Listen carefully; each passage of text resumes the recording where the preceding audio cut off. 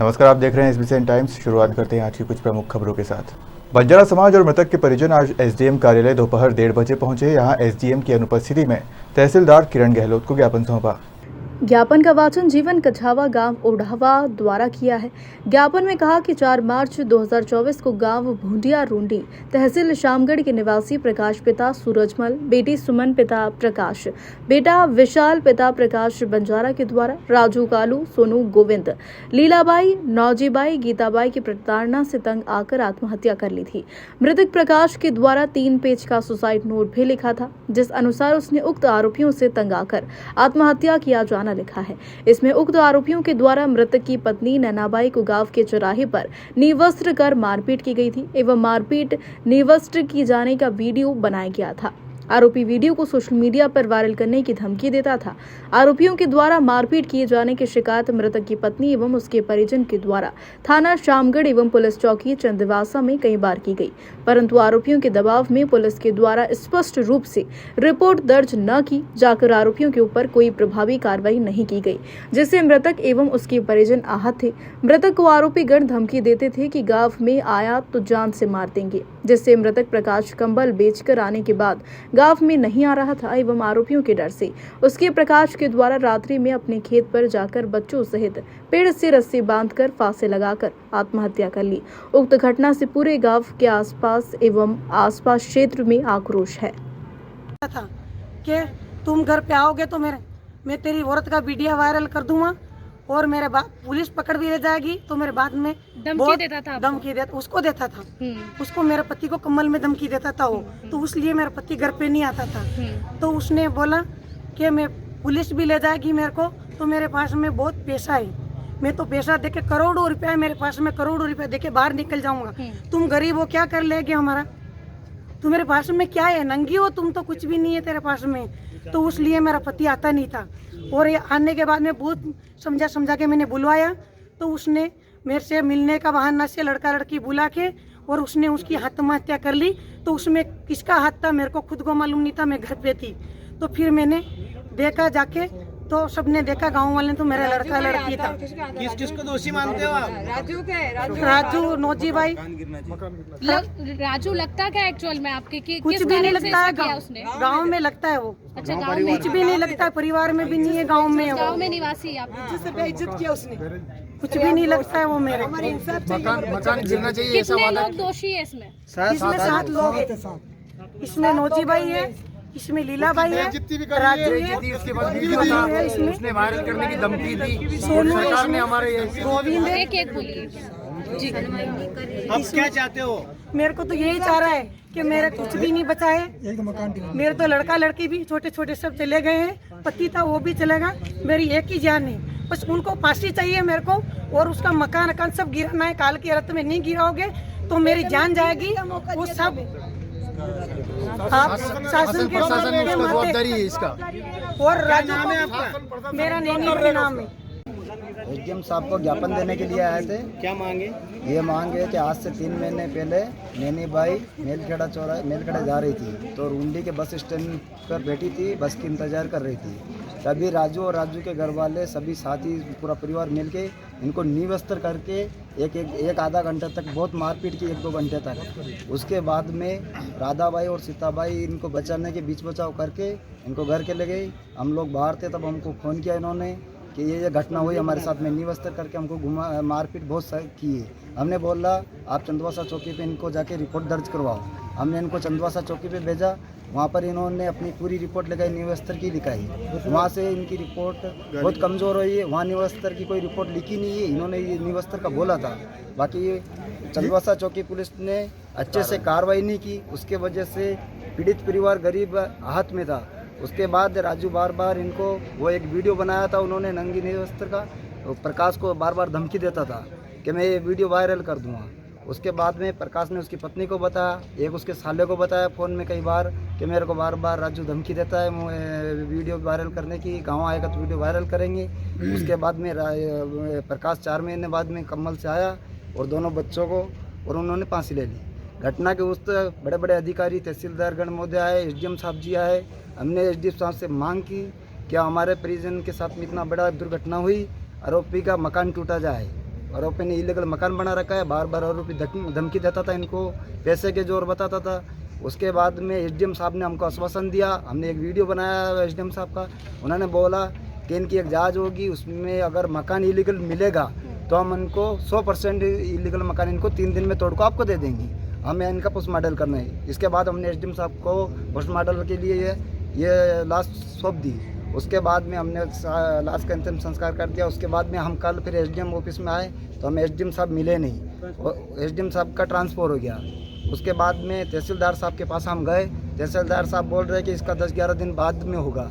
जब अवैध निर्माण है, सरकारी ज़मीन में मकान बना हुआ है, जांच होगी, पड़ताल होगी, पटवारी रिपोर्ट होगी, सब कुछ हो गया। पेपर दैनिक भास्कर में टोटल में आ चुका है। उसके बाद मकान तोड़ने के बाद कार्रवाई क्यों नहीं हो रही है? अब क्या चाहते हो? हम उनका, एक तो नैनी बाई का बाल बच्चा पति सब मर गया है, टोटल को उनकी वजह से मर चुके हैं। इसका कौन आलीवास है? उनका मकान टूटना चाहिए। उनको कड़ी से कड़ी जो धारा 306+34 लगाई है, उनकी 10 साल की कारावास है, वो पूरी होनी चाहिए तभी। और ये गरीब आदमी वो पैसे के जोर से बाहर निकलने की कोशिश करता है। बार बार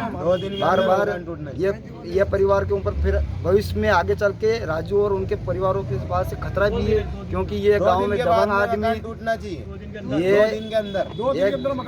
ये गांव में एक दबंग परिवार है। ये पैसे वाले लोग हैं और नैनी बाई के पास कोई ज़मीन नहीं है। 1 बीघा ज़मीन है और 2 बच्चे थे, वो भी चले गए। इनका कोई आलीवास नहीं है। मेरा श्रीमान है, क्या नाम है अपना? मेरा नाम ईश्वर सिंह है। ईश्वर सिंह, मैं मृतक का बड़े अंकल का लड़का हूँ। मेरा श्रीमान ने एसडीएम साहब, तहसीलदार साहब, श्रीमान्य पुलिस महोदय गरोट, श्रीमान्य उज्जैन से लगाकर श्रीमान मुख्यमंत्री तक निवेदन है, इन्हें जल्द से जल्द न्याय दिला जाए ताकि सरकार और प्रशासन पे हमेशा विश्वास बना रहे जनता का। यही 2 दिन के अंदर मकान टूट। शुक्रवार 8 मार्च को महाशिवरात्रि का पर्व उत्सव उमंग के साथ मनाया जाएगा। मंदसौर के प्रसिद्ध भगवान पशुपतिनाथ के दरबार में भी महाशिवरात्रि का उत्सव धूमधाम से मनाया जाएगा, जिसको लेकर तैयारियां लगातार जारी है। महाशिवरात्रि पर्व के 1 दिन पूर्व गुरुवार को मंदसौर जिला कलेक्टर दिलीप कुमार यादव, पुलिस अधीक्षक अनुराग सुजानिया व अधिकारियों ने मंदिर प्रबंध समिति के साथ मंदिर परिसर का निरीक्षण करते हुए तैयारियों का जायजा लिया। साथ ही मंदिर समिति के साथ बैठक कर सफाई, दर्शन व्यवस्था, सुरक्षा व्यवस्था संबंधी बातों को लेकर चर्चा की है। वहीं एसपी कलेक्टर ने अधिकारी, कर्मचारियों व मंदिर समिति को निर्देश दिए हैं कि महाशिवरात्रि के अवसर पर दर्शन करने वाले श्रद्धालुओं को किसी तरह की कोई असुविधा न हो। सभी उत्साह के साथ महाशिवरात्रि का पर्व मनाएं और बाबा के दर्शन करें, ऐसी व्यवस्था सुनिश्चित की जाए। बता दें कि हर बार की तरह बाबा पशुपतिनाथ का महाशिवरात्रि के अवसर पर भव्य श्रृंगार, पूजन, अभिषेक किया जाएगा। सुबह 5 बजे से ही मंदिर के पट खोल दिए जाएंगे। देर रात तक भक्तों की आवाजाही यहां पर रहेगी। बड़ी संख्या में आने वाले भक्तों की सुविधा को देखते हुए मंदिर और पुलिस प्रशासन द्वारा सुरक्षा व्यवस्था के चाक-चौबंद इंतजाम यहां पर किए गए हैं। कल महाशिवरात्रि पर्व को देखते हुए यहाँ मंदिर में पूरी व्यवस्थाएं देखी जा रही है, जिसमें सफाई व्यवस्था है, श्रद्धालुओं की सिक्योरिटी संबंधित व्यवस्थाएं हैं और सारी जो व्यवस्थाएं, कल्चरल प्रोग्राम हमारे होंगे, उन सबसे संबंधित व्यवस्थाएं देखी गई। काफ़ी श्रद्धालु यहाँ पे आते हैं और सुबह से आना स्टार्ट हो जाते हैं और देर रात तक चलता है। तो व्यवस्थाएँ अच्छे से रहे और किसी को कोई परेशानी नहीं हो और बहुत ही अच्छे से सभी लोग दर्शन करके और अच्छे से कल पर्व मना पाए, इसी के लिए हमने व्यवस्था पूरी सुनिश्चित की है। सुरक्षा व्यवस्था देखिए, क्या करेंगे? कल जैसे आपको सभी को विदित हो कि महाशिवरात्रि का पर्व है, तो इस दिन भगवान पशुपतिनाथ के मंदिर में दर्शन करने के लिए श्रद्धालुओं का सुबह से आना जाना लगा रहता है। और उसी संबंध में आज मंदिर समिति की यहाँ बैठक हुई थी, जिसमें कि कल किस तरीके से लोगों का आवागमन रहेगा और पार्किंग वगैरह का कैसे रहेगा, उस संबंध में आज चर्चा की गई थी। और कंसर्न अधिकारियों को दिशा निर्देश भी दिए गए कि बैरिकेडिंग वगैरह लगा के रखना है और श्रद्धालु आएँ उनको किसी प्रकार से दिक्कत ना हो। साथ साथ उनकी सुरक्षा का भी ध्यान रखने के लिए सीसीटीवी कैमरे वगैरह को भी चेक कर लिया गया, उसको भी उससे भी नज़र रखी जाएगी और पुलिस बल भी यहाँ पे तैनात किया जाएगा। धन्यवाद। आगामी कुछ दिनों में लोकसभा चुनाव को लेकर आदर्श आचरण संहिता लागू होने की संभावना है। लोकसभा चुनाव को लेकर निर्वाचन आयोग तैयारियों में जुटा है। मंदसौर जिला निर्वाचन विभाग भी चुनाव को लेकर अपनी तैयारियों में जुट गया है। आचार संहिता के मद्देनजर मंदसौर नगरपालिका द्वारा शहर में लगी राजनीतिक बैनर पोस्टर को हटाने की कार्यवाही शुरू कर दी है, ताकि आदर्श आचार संहिता के बाद शहर की किसी भी हिस्से में किसी भी राजनीतिक दल का प्रचार प्रसार करने वाले बैनर पोस्टर न दिखे। शुक्रवार को मंदसौर नगरपालिका का एक दल शहर में निकाला और मुख्य सड़कों, बिजली पोल सहित अन्य स्थानों पर लगे बैनर पोस्टर्स को हटाने की कार्यवाही की। जल्दी आचार संहिता लगने वाली है। इसको दृष्टिगत रखते हुए संपूर्ण नगरीय क्षेत्र से हमारे द्वारा बैनर, पोस्टर, फ्लेक्स आदि हटाने की कार्रवाई आरंभ की गई है। आज किस क्षेत्र से? आज हमने मंडी रोड से संपूर्ण हटा दिए गए हैं फ्लेक्स आदि, और पूरा नगर से हटाएंगे। राजेश दावरे। आशा एवं सहयोगिनी कार्यकर्ता महासंघ जिला इकाई मंदसौर द्वारा अपनी 6 सूत्रीय मांगों को लेकर शहर के गांधी चौराहे पर 1 दिवसीय धरना प्रदर्शन किया और अपनी मांगों को ज्ञापन भी सौंपा।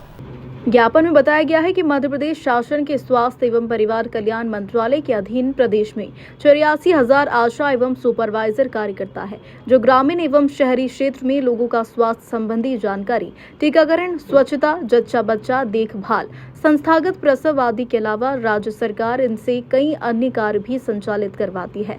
केंद्र और राज्य सरकार का मिलाकर दर्जन भर से अधिक कार्य करती है। इसके बदले इन्हें कोई मानधन अथवा कोई वेतन नहीं दिया जाता, बल्कि अल्प प्रोत्साहन राशि का भुगतान किया जाता है। समाज का कुपोषण दूर करते करते आशा एवं सुपरवाइजर परिवार सहित कुपोषित का शिकार हो रही है। इन्हीं कार्यों को राज्य के सरकारी कर्मचारी भी करते हैं, जो वेतन के साथ अन्य सुविधा ले रहे हैं। आंकड़ों पर नजर डालें तो आशा कार्यकर्ता व सुपरवाइजर के प्रयासों से जच्चा बच्चा मृत्यु दर में भारी कमी आई है, लेकिन विगत दिनों में आशा एवं सुपरवाइजर कई परेशानियों का सामना कर रही है। पूर्व में बढ़ाई गई राशि का भुगतान अभी तक नहीं किया जा रहा है। आशा कार्यकर्ता जब भुगतान के लिए अधिकारियों के पास जाती है तो बजट का हवाला देकर मना कर देते हैं कि अभी हमारे पास भोपाल से बजट नहीं आया है, और अगर भुगतान करते हैं तो आधा अधूरा करते हैं। सितंबर माह से आशा एवं सुपरवाइजर का सही से भुगतान नहीं हो रहा। इस वजह से आशा कार्यकर्ता एवं सुपरवाइजर को भरण पोषण करने में कई परेशानियों का सामना करना पड़ता है। आशा कार्यकर्ताओं से अन्य कार्य भी करवाए जा रहे हैं, जिस वजह से आशा कार्यकर्ताओं को कई कार्य करने में परेशानियों का सामना करना पड़ रहा। मेरा नाम संतोष सालवी है। आशा संगठन की मैं जिला संयोजक हूँ, और हमारी सरकार से मांगे हैं कि विगत महीनों से, अगस्त से हमारा कुछ काट छाट के मानदेय आ रहा है, जो बकाया मानदेय रखा जा रहा है वो ज़रूर जल्दी से जल्दी हमको दिया जाए, और जो काम का लोड हो रहा है आयुष्मान बनाते समय हमें वो थोड़ा कम किया जाए। और आयुष्मान कार्ड बनाने का ऑनलाइन वाले 50 रुपये ले रहे हैं और आशा फ्री में बना के दे रही है, तो हमारा कुछ न कुछ मानदेय रखा जाए। सरकार द्वारा हमारी ये मांग है कि उसका कुछ न कुछ हमें मानदेय दिया जाए। हम कलेक्टर को ज्ञापन देने जा रहे हैं इस विषय में लेके, और हमारी बहुत सारी मांगे हैं जो न्याय उचित मांगे हैं। सरकार से हम उम्मीद रखते हैं कि वो जल्दी से जल्दी उनको पूरा करने की कोशिश करें। संतोष सालवी। आशा एवं सुपरवाइजर कर्मचारी महासंघ, भारतीय मजदूर संघ संबंध। हम सब आशा बहनों को आज हमारे प्रमुख मांगों को लेकर हम लोग धरना प्रदर्शन कर रहे हैं। 1 दिवसीय प्रदेश स्तरीय धरना प्रदर्शन है हमारा, और हम लोग चाहते हैं कि आज हमारा जो 2023 का जितना भी हमारा बकाया राशि है, इंसेंटिव 7 प्रकार की इंसेंटिव राशि और बढ़ा हुआ 4,000 जो मानदेय है, वो सब हमारा भुगतान शीघ्र किया जाए। और हमको अनेक कामों में जो हम केवल आशा कार्यकर्ता ही करती है, पूरे सभी विभागों का काम हम अकेले करते हैं, तो सभी विभागों का अंदर उसमें समावेश होना चाहिए, सहयोग होना चाहिए हमारे सभी कामों में, और हमारी बकाया राशि भी पूरी भुगतान हो जाए। आयुष्मान कार्ड का हम विरोध करते हैं ना, तो इसको हमको मानदेय मिलता है।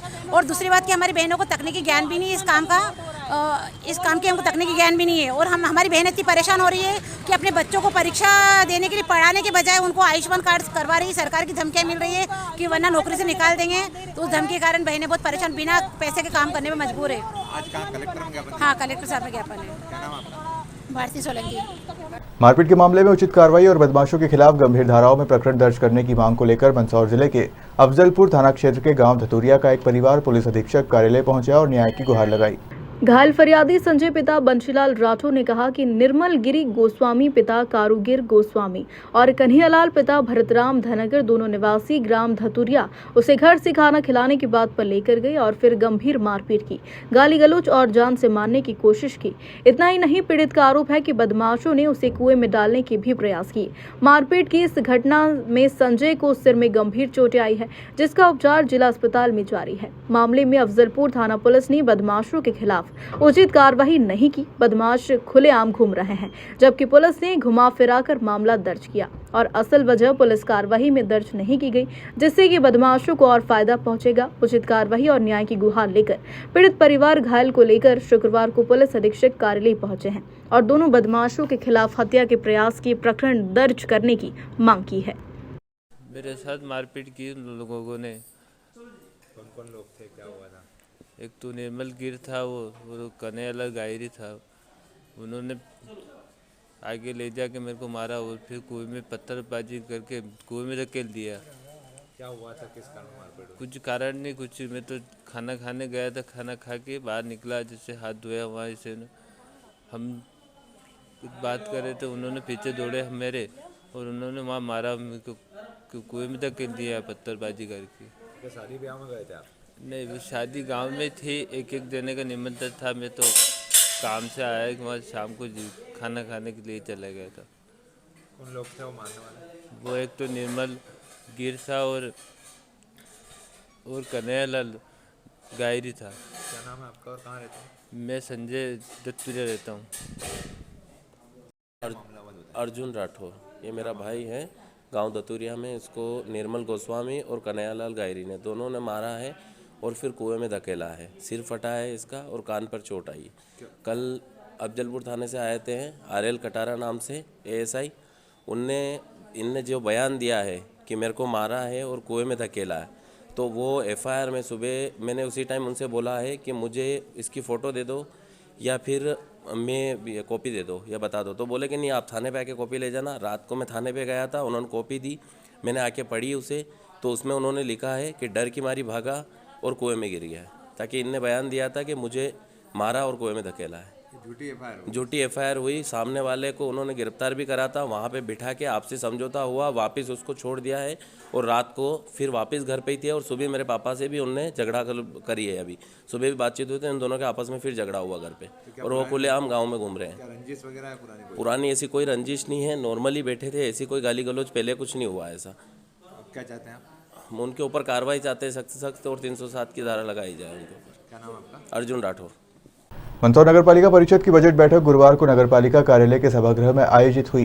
नगरपालिका अध्यक्ष रमादेवी गुर्जर की अध्यक्षता में आयोजित इस बैठक में नगरपालिका परिषद के सदस्यों के द्वारा आगामी वित्तीय वर्ष 2024-25 के अनुमानित आय व्यय को मंजूरी प्रदान की गई। प्रस्तावित बजट का वाचन वित्त राजस्व एवं लेखा समिति सभापति कौशल्या प्रहलाद बंधवार ने किया है। बैठक में मुख्य नगरपालिका अधिकारी सुधीर कुमार सिंह, नगरपालिका उपाध्यक्ष नम्रता पचावला सहित नपा के सभापतिगण एवं पार्षदगण उपस्थित थे।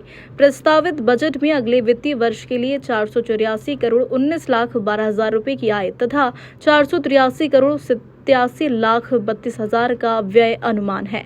बजट में 31,80,000 रुपए की बचत संभावित है। नपा अध्यक्ष गुर्जर की परिषद ने बजट में किसी भी प्रकार के नए कर का प्रस्ताव नहीं किया है और न ही किसी भी कर में वृद्धि की गई है।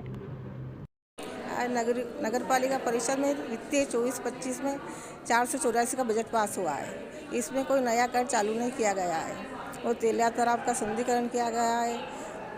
संजय उद्यान भवन का निर्माण में बजट पास किया गया है और सोलर विद्युत का उत्पादन में केंद्र बिंदु है।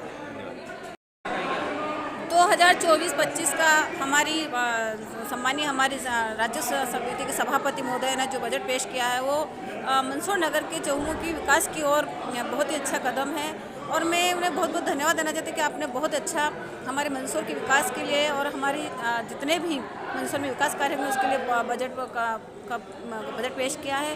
और मैं इस अवसर पर हमारी स्वास्थ्य समिति के सभापति और हमारे सभी पार्षद बहनों भाइयों को भी बहुत बहुत धन्यवाद देना चाहती हूँ कि उनके सबके अथक प्रयास से और हमारे जो सफाई कर्मचारी भाई बहन हैं उन सबके मतलब मेहनत से हमारा जो स्वच्छता अभियान में हमारा जो नंबर आया है और हम सब उनको बहुत बहुत धन्यवाद देना चाहते हैं कि आपका परिश्रम इसी तरह हमारा सहयोगी बनता रहे और हम अपने मंदसौर नगर को स्वच्छता में नंबर 1 पर लाएंगे, ऐसा हम सबका प्रयास है। और आज के इस बजट को एक बार पुनः मैं सभी हमारे परिषद के सभी पार्षद, सभी सभापति और हमारे राज्य समिति के सभापति को बहुत बहुत धन्यवाद देना चाहती हूँ। भारत माता की जय। मंदसौर नगर पालिका में आज 3 बिंदुओं को लेकर एक बैठक आहूत की गई थी उस बैठक में 3 बिंदु थे। पहला बिंदु बजट था, दूसरा खिड़की माता मेले का था, तीसरा नाहर शेर साहब मेले का था। बिंदु क्रमांक 1 में मंदसौर का जो बजट है तकरीबन 4 अरब 83 करोड़ का बजट प्रस्तावित किया गया है। ये बजट पूरी तरीके से काल्पनिक बजट है, आंकड़ों का मायाजाल है, वास्तविकता से इस बजट का कोई लेना देना नहीं है। सबसे पहली आपत्ति तो हमारी ये थी कि हम हमारे घर और घर का बजट अगर 25,000 का भी बनाते हैं तो उसके लिए हमें 1 दिन का समय लगता है, लेकिन हमें 1 दिन का समय भी लेखा पत्रक देने में नहीं दिया गया। कल शाम को 4 बजे हमें लेखा पत्रक दिया गया था। इस लेखा पत्रक में जो पिछले साल का लेखा पत्रक था उसमें सिर्फ और सिर्फ पेज नंबर बदले गए हैं, उसके अलावा और कोई बदलाव नहीं हुआ है। जो चीज़ 9 नंबर पेज पर थी वो नंबर 13 पे आ गई। हमारा ये कहना है कि मंदसौर शहर में मिनी ट्रेन कहाँ चल रही है। हमारा ये कहना है कि मंदसौर शहर में कमला नेहरू स्कूल में CBSE पैटर्न के लिए पिछले साल बजट में प्रावधान था, वो अभी तक क्यों लागू नहीं किया गया। CBSE कमला नेहरू स्कूल में कहाँ चल रहा है। हमारा ये आपत्ति थी कि गजा महाराज कॉम्प्लेक्स उसको लेके द्वितीय चरण का एक बहुत बड़ी राशि इस बजट में प्रावधानित की गई है, उसमें लिफ्ट लगाने की बात की गई है। वो पिछले साल भी बजट में थी, इस बार भी वही बजट में है। वो सब चीज़ें कहाँ गई। इस बार कोई विरोध प्रदर्शन नहीं किया गया। विरोध प्रदर्शन सिर्फ इसलिए नहीं किया गया क्योंकि किसी भी चीज़ की तैयारी के लिए एक समय मिलता है। हम कोई परीक्षा देते हैं तो उसमें भी हमें साल भर का समय दिया गया है। हम लोगों को जो बजट का लेखा पत्रक दिया वो कल शाम को दिया गया, मतलब 12 घंटे भी हमें इस बजट की तैयारी के लिए नहीं दिए गए। इसलिए कांग्रेस पार्षदों ने, चूंकि मंदसौर नगर पालिका भारतीय जनता पार्टी समर्थित नगर पालिका है, वो हर चीज़ बहुमत के आधार पर पास कर देने में ही अपना औचित्य समझती हैं। इसलिए इस बार हम सब लोगों ने उनकी इस नीति को समझते हुए और अपना यही विरोध दर्ज करवाया है। हमने शुरू में ही कह दिया था कि इस बजट मीटिंग को आगे बढ़ाया जाए। फिलहाल खबरों में सिर्फ इतना ही। आप देखते रहिए SBCN टाइम्स।